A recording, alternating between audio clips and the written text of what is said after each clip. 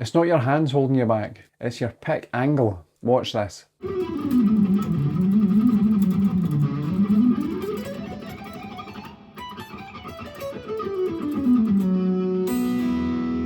When ascending, you want your pick to lean in to the strings, to fall into it, like this.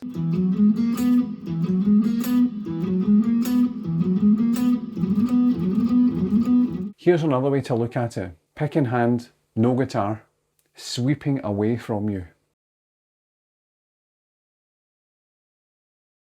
It's exaggerated a little, but this is generally what it feels like.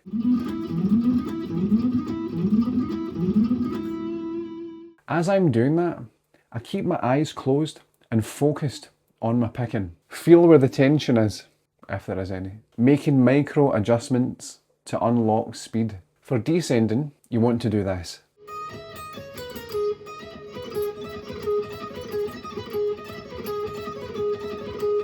Here's another way to look at that too. Pick in hand, no guitar, sweeping towards yourself.